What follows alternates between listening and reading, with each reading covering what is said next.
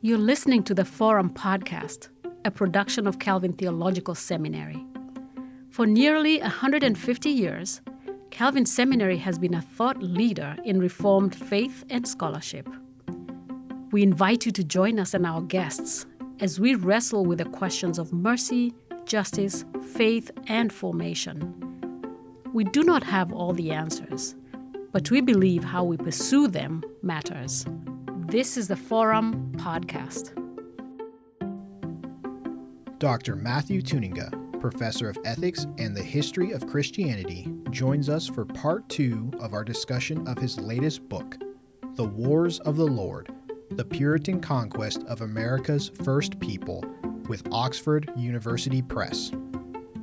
In this episode, Dr. Tuininga highlights the Puritans' mentality of being agents of God's will to the Native Americans, the tragedies of the wars between the two groups, and how Christians today can engage in conversations about history, understanding the events of the past on their own terms. Dr. Tuininga, thank you so much for being back on the Forum Podcast, and congratulations on the publication of The Wars of the Lord. It's nice to see the book in person, and I'm sure that was just as rewarding for you. Yes, thank you. But welcome back, and I'm excited to talk to you a little bit more about the details of the book and not just why you wrote it. It was a great read. It was fascinating, but rather than going into maybe the nitpicky details of a 400-page history, figured we'll kind of take things at a bird's eye view. But going right into it, the Puritans viewed themselves as agents of God's will, bringing Christianity to the Native Americans, specifically in New England. So how did this belief influence their actions towards these Native American people, both in terms of evangelism and in terms of warfare?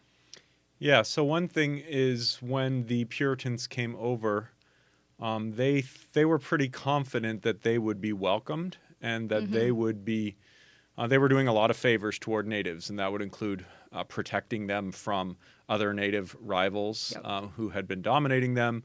That would include teaching them a civilized way of life.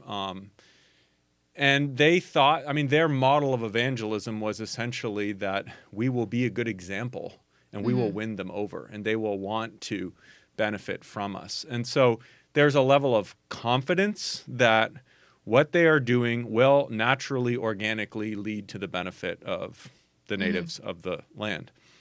On the flip side, though, when you're that confident that someone will respond to your religion and your way of life positively, that means that when they don't, and they might resist you on any number of levels. It could be on some sort of economic event or diplomatic event, some sort of conflict, or simply that they're not as eager to accept your religion as you think. When you think you have so much to offer and someone rejects it, it makes you more bitter towards them and more likely to retaliate harshly. And so I think it's almost maybe a bad example, but it's like the lover spurned. It's almost like they're so angry and then they think, okay, well, if we have to fight them, then it's your own fault. You had it coming. You should have accepted. Yeah, definitely. There's a part throughout the book, you kind of weave in the analogy of Old Testament Israel, like the conquest of Canaan, and that the Puritans kind of maybe even had that view of like, it's kind of similar to Israel. God's given them this mission in Canaan. How did that maybe theological framework or idea then carry into it? You've touched on this a little bit of like, we have this to offer you. Why are you rejecting it? But how did that maybe even specifically impact the warfare side of things? Yeah, so one of the things doing this research, and as I was doing it, I discovered that the Puritans and the way they identified themselves with Old Testament Israel was a little more nuanced than I think people assume or give them credit for, but it was still problematic. So John Cotton, one of their leading ministers, said very openly and expressly as they were getting ready to leave England, God has not given us a mandate to conquer these people like he gave the Israelites to conquer the peoples of Canaan. That was unique to Israel. And so they did not identify themselves one-to-one with Israel. They knew they weren't Israel. But at the same time, they saw a lot of analogies and parallels, and they thought that God deals with Christian nations in general, somewhat like Israel. And the analogy that they would have seen more was not so much the natives with the Canaanites as the natives with the other pagan peoples surrounding Israel. So Israel didn't have a mandate to wipe out those other nations. But if those other nations went to war against Israel, Israel could fight back against them and trust that God was on their side, and in some instances do so pretty ruthlessly. And so that tends to be the analogy that the Puritans make. And you see both sides of this in the Pequot War, where John Cotton had told them beforehand, not necessarily thinking about the Pequot War, but in other contexts, you can't just go slaughter women and children. God didn't give us the right to do that. And yet, when the Puritan forces spontaneously, seemingly do end up slaughtering women and children, and they defend that, they do so by invoking the example of David and the Amalekites and Old Testament episode. So the Old Testament was there to make sense of what they were doing. It wasn't without any sort of nuance, but there were still substantial dangers and problems with it. For sure. So are there any warnings that we should take from how the Puritans specifically use the Old Testament to guide their political life and their decisions? Yeah, so I think that the Puritans, in some ways, inherited the broader Reformed tradition's views about the Old Testament in Israel, but in other ways they went in some different directions. And if you think back to someone like Calvin, John Calvin, the great reformer, was very clear about the fact that the Old Testament and Old Testament law is not the authority for the politics of a Christian nation. That natural law, which he sometimes calls the law of love, and sort of the wisdom of our tradition has to reflect on what a political system should look like. But Israel is unique. We are not Israel. And I think the Puritans, although they recognized, as I said, that we are not Israel, they nevertheless thought that their situation was pretty analogous to that of Israel. So while biblical law might not be directly one-to-one relevant, it was still their primary guide. And it was their primary guide in how they fought wars. It was their primary guide in thinking of the state as an expressly Christian institution where the pastors have to guide the political leaders in what they do. And they even tried to apply or take biblical law and apply it to life. Like, for instance, it was on the books that adulterers could be put to death, for instance. Now, they didn't actually do that very often, but they could, and they believed that that was valid and even necessary. So I think, there's a lot of danger there in taking the laws of Israel, the laws of the Old Testament, which it's not just that they're not relevant to us because it's a very different time and place, thousands of years ago, but also because God's purposes for Israel were very unique. They were intended by God to teach people certain things, including how evil sin is and how much it deserves to be punished and so forth, all of which is fulfilled in Christ. And no modern political society since then is in that situation. And therefore the laws of Israel are not relevant to us. And I think the best of our tradition, including John Calvin, would say that we have to seek to work out the law of love, natural law, and so forth in as wise a way as we can in accord with reason and the best of the Christian tradition. And that does not mean any sort of slavish following of biblical law. For sure. There's an aspect of just war and even that conquest narrative in Israel, and even in the book as well, that I thought was interesting. And I kept wondering, as I was reading, trying to put myself in the mind of the people, of the Puritans, if you will.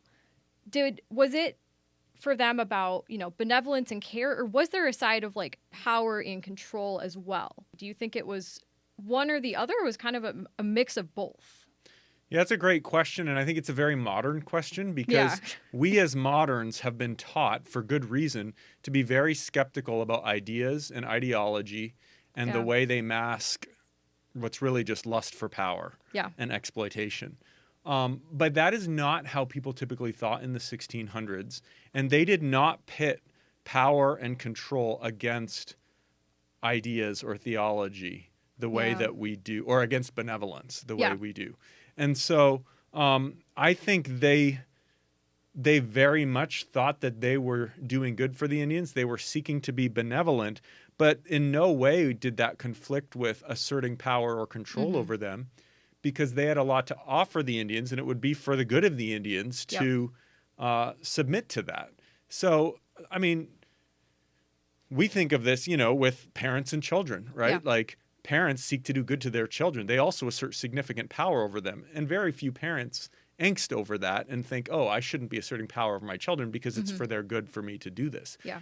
And when you believe your culture and religion is vastly superior to someone else's, you're going to have that same mindset without having any sort of sense that that is wrong or contradictory.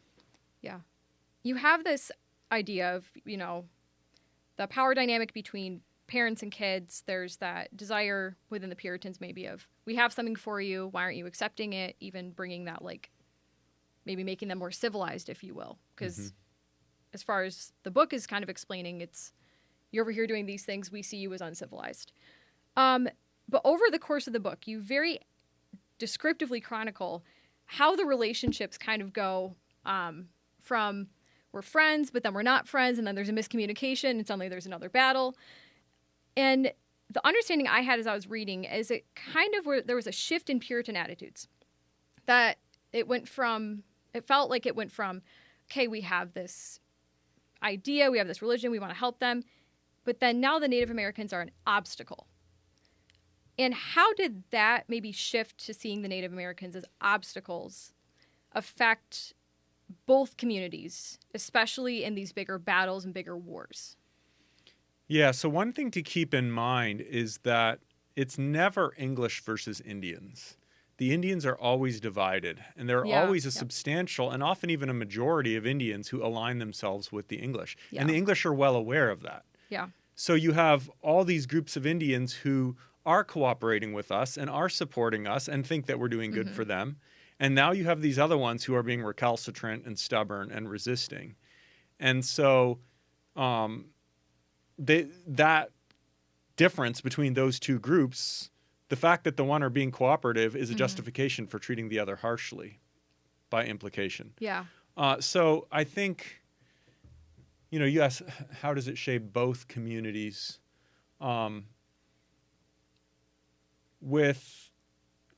For the Puritans, as I said earlier, they're very confident that they're doing good.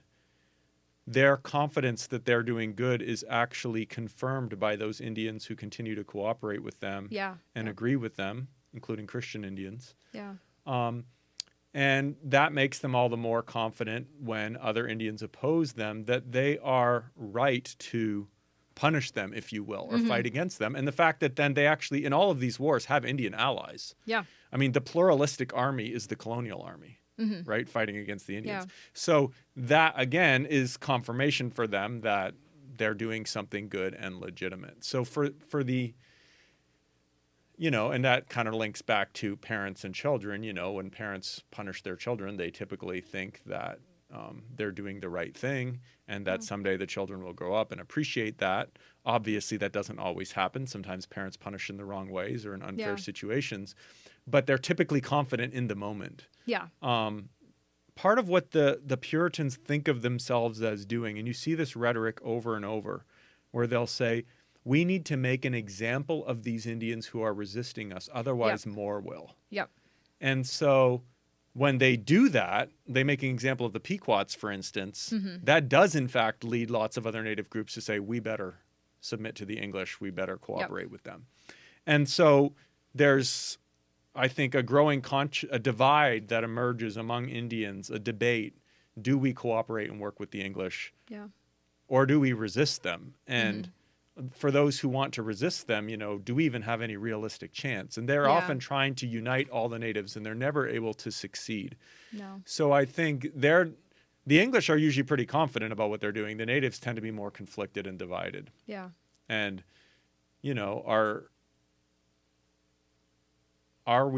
do we see our future as being cooperating with colonialism and finding some future for ourselves within that? Which will include often becoming Christians. Or do we have no choice but to fight this no matter how long the odds are? Yeah. As I read and I'm hearing you reflect on this, the question kind of came to me is, was it possible to be neutral in this conflict or in this time? Was it ever possible to be like, nope, hands off? Or were you just inevitably on one side or on the other? I think that's a great point because people tried to be neutral and almost invariably got sucked in. And I think this is true in history in general, in wars or politics. You know, people might start out saying, I'm just not going to be involved, but these things become all consuming. Absolutely. And sometimes you get pushed in one way or the other and you don't know what's going to happen. In the case of King Philip's War, for instance, many native communities tried to remain neutral, but the English didn't trust them, and so the English tried to get them to prove their neutrality. And if they didn't do that by English standards, which usually meant submitting to some degree of English control, then the English would be willing to even launch a preemptive strike or something like that. It's also true, though, sometimes that some English people tried to stay out, or English people tried to stay neutral. Yeah. But the more the war escalates, it becomes an all-consuming existential crisis. Absolutely. So you might not agree with what your government has done. You might not agree with what all your people have done. But the reality is the enemy is coming, and they're trying to wipe you out. And in the end, are you going to just stand and let that happen, or are you going to fight back? And I think people on both sides had to make that decision, whether they wanted to or not. In the end, once the war is going all out, it's almost academic whether who's right and who's wrong and how exactly it started. Yeah. You, at the end of the book, you kind of start tying things together a little bit. And you talk about how the native communities have kind of found ways to preserve their culture through Christianity, in a sense. There have been so much of that back and forth. How did some of these tribes actually use Christianity as a means of maybe cultural survival? And did missionaries have any role in this as they kind of recovered? Yeah, so as praying towns are established, which is where natives came together and had their land guaranteed or protected, and they came together around new patterns of life, organized around Christianity and submitting to colonial authorities, the church and the church's teaching becomes the new focal point of identity for these communities. They elect Christian leaders, they have Christian teachers appointed, and in a case like Natick, the most famous praying town, you had Indians from a number of different communities coming together, which meant their new identity as praying Indians now trumped whether they had been Massachusetts or Nipmuc or what particular village they had come from. And so that becomes a way for them to have a new thriving life in this new place. In addition, the missionaries tried to develop, John Eliot in particular, tried to develop a written language for these people. They didn't have a written language. It was an oral language purely.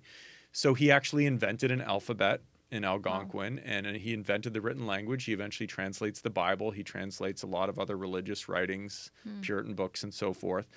And so that actually does create a sort of Christian Indian culture, if you will, that helps enable those communities to survive oriented around a new identity. I think even more importantly, though, they had a place within the colonial order.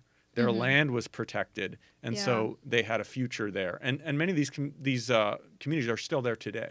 Yeah. So my book's really just talking about the first few decades of that. Much more of that story unfolds in the 18th century, 19th century. David Silverman's written a lot about that.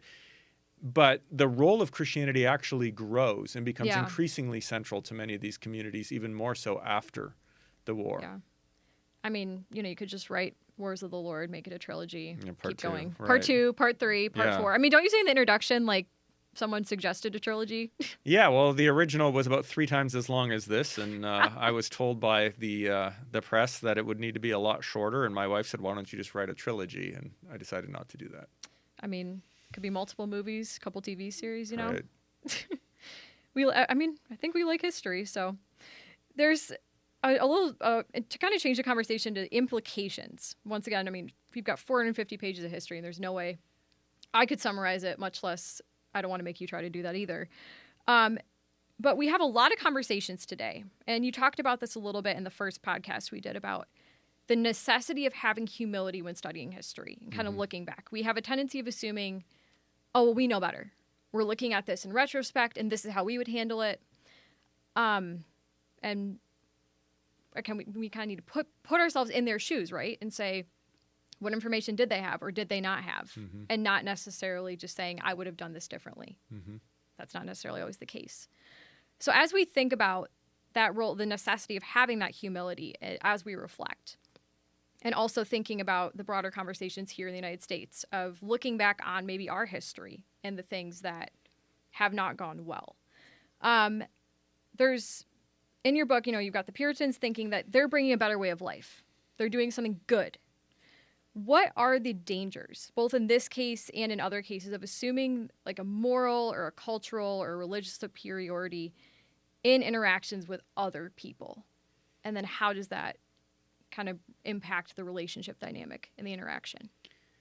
Yeah, well, I mean, especially in moments of conflict, whether it's politics or war or religion, once we start drawing the lines in that way, us versus them, yeah, and sometimes that is necessary and appropriate, but the problem is once you start doing that, all nuance is lost. There's just two sides. Yeah. And, if you're applying that to cultural interactions, we're right and they're wrong, almost no matter what the issue is. Mm-hmm. You're invariably going to commit egregious mistakes and egregious injustices. You're not going to be sitting there and wondering, what can we actually learn from this other culture or these other people? So there has to be a sense of humility, even if there's confidence that we have much to offer. There always has to be a sense of humility that we also have something to learn. Absolutely. And I think, very few people in the 17th century had that mindset, but they were willing to learn some things. I mean, you can read accounts of early encounters with natives where Europeans will praise them for various things.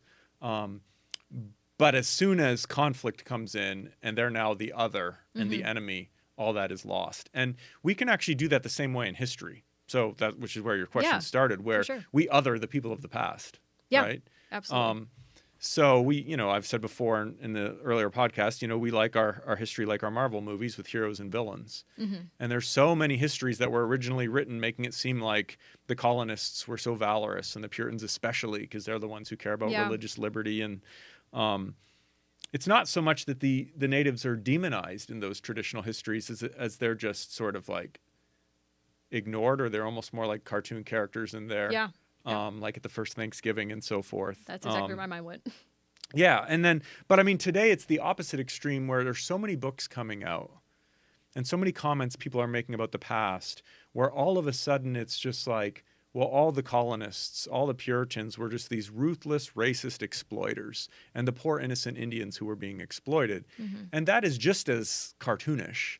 Yeah. And in its own way, that's just as much othering, just a different group of people in the past. Yeah. It also eliminates nuance and complexity entirely. Yep. And so, and invariably in that case, we're using our values and commitments to judge the past, and therefore we're not really learning anything from the past. We're learning the lessons we already know. Yeah. We're not learning anything that we didn't know. Yeah. And so it's so important. We have to, when you're studying a whole bunch of people that died several hundred years ago, you should have the same humility that you would have when studying a foreign culture. Absolutely. So on a very basic sense or basic level, what do you typically advise people if they're trying to reset how they're studying history? What does that posture look like? What questions do they ask? Or how do you begin reshaping how your study of history, and it's not just they're bad, they're good, but rather what do I have to learn from both things? We really have to learn to withhold judgment. And I know that when people hear that, they think that means I'm a sort of abandoning my moral compass. And that's not what I mean about it. It's not that we shouldn't judge actions or ideas. It's not that we shouldn't say that was horrible and that should never happen again. But that's different from judging people and what they were doing. And that's where I think we have to be more careful. And again, I'm not saying it should never happen, because we do make choices in the sense of like, well, who do we honor and how? And why wouldn't we honor other people? Like, those are conversations every society has to have. And how are we going to tell their story? But I think we have to learn first to make sure we're truly understanding them on their own terms. Yeah. Have humility to understand the past on its own terms, the actors of the past on their own terms. And, I think the more we do that, actually, the less comfortable we will be judging them. We'll naturally become more humble. And, I think that can help us move forward in many ways, too, in how we look back at the past, especially as we come from different places. Did you find that happening as you were writing this book? Yeah. So when I started, I thought I was going to do a critical evaluation of Puritan political theology. Yep. And I was going to critique them. And I found myself, I still have no hesitation of criticizing some of their ideas and practices. For sure. But, the way you put it earlier, how would I have done it had I been there? Yeah. Knowing what they knew, having their presuppositions, being in that context, that's a lot harder. Yeah. And I find this too in class too, it's very easy for students to criticize the past and say that was horrible. I can't believe that happened. But if you ask students, well, how would you have done it differently? They're generally a lot quieter. Yep. Now, you could say something simple like, well, Europeans never should have crossed the ocean. That might sound good at first, but that was never going to happen in the long run. Any more than Americans are going to stop migration into the United States today. It's going to happen. The question is, what's the most just way to make it happen? It's always easy to criticize. It's always harder to come up with something better. It is. There's a lot of conversation, especially in maybe more religious communities. I know in different denominations, there's different racial reconciliation conversations happening, among other things. That's just the first thing that comes to mind. But how can understanding both sides of a very complex history, whether in the case of the Puritans or other historical instances, centuries, issues, how can that help us avoid maybe repeating those mistakes, if at all, and maybe even reconcile if possible? Yeah, I mean, those are two very different things. So I want to take them separately. In terms of repeating the mistakes of the past, I'll just go out and say that we will repeat the mistakes of the past. We can't stop ourselves from making the mistakes of the past. What we can try to do is minimize it and avoid some of the mistakes of the past, perhaps. Yeah. But the reality is every situation is different. And Absolutely. so, it's like the lesson after World War I was don't go to war so quickly because it's devastating. And so when Hitler rose, everyone was trying to learn the lessons of the past and not be quick to rush to war against Hitler. Yep. Well, that proved out to be a mistake because they appeased him and things got worse and worse. So the lesson learned from World War II was you can't appease, you have to stop them right away. Yep. Well, then as that's applied to other situations, it leads people to go to war too quickly. And so it's not nearly as easy as people think to learn the lessons of the past in that sense. But I do think we can learn from the past how to be more self-aware about how we make the decisions we make. What are the values? What are some of the pitfalls? Yep. And that's another reason why it's just so important to learn humility and learn to understand all the different factors that made people do what they did. For sure. Now, your other question though was about reconciliation. I've been thinking about this. There's lots of different contexts, right, where you have people who've been enemies, or one group has oppressed another. And how do they move forward? We have that in the United States today, even still with the legacy of slavery and racism and so forth. Yep. And on the one, I mean, if you're constantly dwelling on the abuses of the past, it's going to be very hard to bring people together because one group's always being shamed or told that they're guilty. The other group is always being held as victims. On the other hand, if you ignore the abuses of the past, then the community that was oppressed, their story's simply not being told at all. They're invisible until all of a sudden they appear. Yep. And everything's supposed to be fine. Yep. And so what if we thought of history not so much as doing either of those things, not so much as saying, well, you people did all this bad stuff, shame, shame, shame, especially since these people, in fact, themselves weren't even born yet. Yeah. And on the other hand, not therefore minimizing these stories because they make us uncomfortable. Yeah. But actually trying to tell the stories fairly and accurately and in a way that humanizes all the people involved. Yeah. Humanize, in this case, both the Puritans and the Indians. Yeah. And that by doing that, we can all acknowledge horrible things that happened, and we can all acknowledge good things that happened, and that neither side had only good people or only bad people. But we're all part of the story. Absolutely. So the story of America is not just the story of white people up until the 1960s, and then other people are brought in, right? The story of America has always included Europeans and Africans and Native Americans and so forth. We've always been part of this story. And terrible things have happened and good things have happened. There have been wonderful relationships between all three of those at all points. And there have been terrible ones. And the more we recognize that all parts of that are actually our story collectively, and I'm thinking here as an American, of course. Yes. Yeah. That's also true as Christians in the church, though, because all these groups are present in the church. This is our story together, and we have to learn to tell that in a way where we are all comfortable hearing all sides of it. Yeah. And that comes with familiarity. There aren't perfect examples of it in history, but there are examples of it. And in my own family, and I'm thinking here with my immediate family as well as my siblings and their family, we have descendants of German soldiers from World War II. We have descendants of someone who was killed at Auschwitz. We have descendants of people who resisted the Germans in the Netherlands.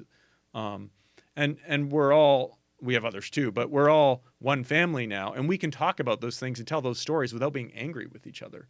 Yeah. I mean, it would be absurd to be angry with each other over those things. And yet it doesn't mean we're hiding those stories. It's not like there's anyone denying that Auschwitz happened. And as a community, we have to learn to come to that place where we can do that and acknowledge the horrors that happened without continuing to assign shame, avoiding both of those pitfalls. So we're as a church and as a nation, I've observed we have a lot of conversations about how do we promote justice? How do we promote empathy? How do we promote X, Y, or Z? How do we do that? If we were to take this approach that you're suggesting, we're telling all sides of the story. We're telling the good, telling the bad. How could that in turn lead to that pursuit of justice that that we're so committed to? Yeah. Well, there's no silver bullet, first of all. So you could have all these conversations, and it could certainly move the ball forward where you have more understanding.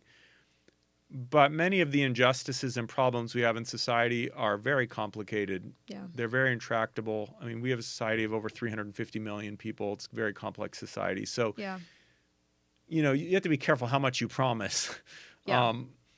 My interest more is in laying a foundation where we can even start to go about solving problems in a realistic way. Yeah. So, we've talked about some of the pieces. I mean, one thing is to recognize that good people do bad things and good institutions do bad things. Absolutely. And that doesn't mean we should throw out those good people or those good institutions. Yep. Right? Now, bad people do good things and bad institutions have done good things. It doesn't mean we shouldn't throw out those bad institutions. No. So if you have this, again, that othering mindset, or another way of thinking about this is what I think of as like a revolutionary mindset. Like when there's a revolution, people want to throw out the past, tear it up, uproot it, start over, right? That's the mindset of a revolution. That is almost always absolutely disastrous. Yep. Because you're throwing out the good along with the bad. Yep. So learning to see with something like the Puritans, I mean, the Puritans did some bad things. They also did a lot of incredibly good things. I mean, it was the most democratic society in the world. It was the most literate society in the world. Yeah. It was one of the most economically prosperous societies in the world. And that lay foundations that have benefited many, many people moving forward. And so we need to be able to critique why and how they sometimes went to war and how and why they sometimes oppressed people in terms of culture. While also recognizing that if it weren't for the Puritans, the world might be a lot worse shape today. And you can say both of those things at the same time. Absolutely. So the type of change and progress we should be seeking is not a revolutionary type of change and progress. It's a recognize what is good and trying to pass that on to the next generation as we receive it while trying to improve it. Yeah. It's this sort of always reforming. And that's, in our own theological tradition, the Reformed tradition, we say that's a value of sort of always reforming while at the same time honoring what we've received. Yeah. And nations and secular societies have to do the same thing. Yeah. And, when we have a right versus a left, that's all the more challenging. And especially if each of them have their own version of the history and they're very caricatured versions of the history, you start to lose any sense of shared past. It's so essential that we have a sense of shared past where we can all recognize this was good. We want to preserve this. Yeah. This is something maybe we disagree with, and we have to navigate that. Yeah. And it's definitely not a one-time, one-size-fits-all conversation. No, absolutely You have not. to keep having it. It will never end until the end. Well, and on top of that, I mean, the problems we're dealing with today, when you have racial tension or racial discrimination or ongoing conflicts with how Native peoples are treated in the United States or in Canada or whatnot, those things are clearly connected to what happened in the past. Absolutely. Yeah. But a lot's also changed. Like the 1600s aren't still happening. No. And so, with racial tensions in America, a lot's changed since slavery. Yeah. But there are also connections, right? That this is part of that legacy. And so, recognizing that difference. Yes, this is part of the story. We should all be comfortable recognizing that the things we're dealing with are part of the legacy of the past, but we should also be recognizing that we have made progress and it's not the exact same. Like if you suffer some sort of insult from somebody from another group, that should not reinvoke all the pain of what happened 400 years ago. I'm not saying it won't. I'm not saying there's not psychological reasons why that couldn't happen for somebody, but we have to try to resist that, I think, because otherwise we never make any progress. Otherwise we're always defined by our worst moments. And we have to be aware of those worst moments. We have to be aware of their legacy, but we can't let them control and dictate our relationship with each other anymore. Absolutely. So what would be your advice for a follower of Christ that's listening to this conversation and is maybe wrestling with these same questions or conversations of reconciling with the past, looking at it from all angles, but also working on moving forward? What advice, if any, would you give to them as they have those conversations and sit with that hard history? Yeah, so, without repeating stuff that I've said, I think from a just more theological, gospel-oriented standpoint, I mean, who are the Christians in this book? Are they the English or the Indians? Well, the reality is some English strived to live like Christians and were successful to one degree or another. Others did not. Some of the Indians strived to live like Christians and were successful to one degree or another, and others did not. Yeah. So who are our people as Christians today when we read a book like that? They're not the English. They're not the Indians. In a sense, based on our theology, they're the people, the body of Christ as it was in that time. And so what defines the body of Christ? Like who's in and who's out? And that has not really changed since the 1600s in the sense that those who recognize that we are sinners and that apart from God's grace and mercy, we are utterly lost amid all our injustices and sin, and that we rely entirely on God's grace through Christ, who paid the penalty for that sin and is leading us by his Spirit and uniting and reconciling us, right? Those who recognize that of whatever time and place, that's the church. And that's our foundation for moving forward. Now, we can't do that in a more secular context or in politics or something like that because we don't have that shared foundation. But today, people of every race and ethnicity and language ought to be able to come together and say, that's who we are. And we have that bond with the people in the past, no matter what they went through. Yeah. So our shared unity and identity with each other is fundamentally rooted in grace. Yeah. That we all need. Absolutely. No matter what we have done and no matter what our ancestors did, or people that we identify with. So if we can do that, and we know that we're all forgiven sinners who are only drawn together by grace, that should give us the ability to hear each other's stories, tell the stories of the past in ways that we know that we're accepted. And I say, one thing we haven't touched on, I'm very skeptical about attempting to impute guilt for the past on people or shame for the past. But I don't want that to lead people to think that I think we don't need to take responsibility for it. Yeah. So Could you wasn't explain the born difference of 400 that? years Yeah. ago, right? I didn't do Yeah. any of this stuff. You didn't, no. I had nothing to do with slavery. My ancestors were in Europe at the time of American slavery. But am I responsible for its legacy as an American citizen today and as a Christian leader Yeah. today? Yes, I am.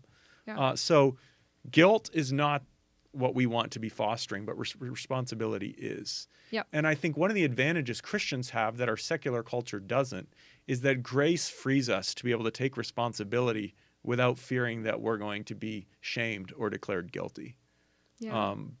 Based on the foundation of the gospel, we can work together. Yeah. And we can be free to confess all the worst atrocities that we've participated in or that we haven't, knowing the gospel is enough to overcome all of that. Yeah. It's not going to solve all our problems, but it does create a shared foundation where there's something more important that holds us together Yeah. than what happened then. Yeah. And yet we share it in common with people who lived back then because they believed that too. And so, there's a point where I think it's Increase Mather is seeking to he's warning some of the English people in the churches about the way that they have treated the praying Indians during King Philip's War and the atrocities that they've allowed to happen and so forth. And he warns them, picking up on the gospel, that some of these Indians are going to be there in the banquet in the kingdom of heaven with Abraham, Isaac, and Jacob, and you won't be. There's a lot of bad things Increase Mather might say and do, but that's a good moment where Increase Mather is speaking truth prophetically and understanding that his bond with Native Americans who are Christians in Christ was far greater than his ethnic bond with fellow Puritans. And that's for us today too. Someday, our hope is that we will be in the kingdom of God and we will sit around a table, and Puritans and Indians on both sides from these stories will be there. Yeah. And we will be able to actually talk about these stories, not making light of them, but recognizing their horrors, because we know that what Christ has done is more than enough to atone for it, pay the penalty for it, and overcome it by turning evil into good. So I didn't realize this history podcast was going to turn into a sermon, but sorry. You said it well. I love it. I love the book. I'm excited about it, but I do have to ask, what's next for you? What's next on the research projects? This isn't turning into a trilogy. Yeah. And we're not going a 5-part movie series or a 5-part documentary. Right. But what's next? Yeah. So, I once talked to Harry Stout, who's a well-known American religious historian, and he told me that, and he's, later in his career, I think he's retired now, and he said that he figured it basically took him about a decade to write a really good book. And I remember thinking at the time, like, oh, I could do better than that. It's not going to take me that long. I'll do it in 5 years. Yeah, exactly. That's about the figure I had in my head too. It's like, but I've learned that, like, you could like pump out a lot of books, but it doesn't mean they're going to be very good. Mm-hmm. So if you really want to do a good job, you have to take your time. And so Yeah. I'm doing that right now. I have a research area that I'm focusing on, which is continuing to follow Reformed Christians, but more in the context of slavery and race and some of the conflicts in the United States leading up to and including the Civil War. So, but what exactly that's going to look like and what the exact focus of that, you will have to wait and find out. Well, in the meantime, congratulations again. Thank you, Leah. Thanks for being on the podcast. It was great to have you. My pleasure. Thank you for listening to the Forum Podcast. To learn more, go to theforum.calvinseminary.edu.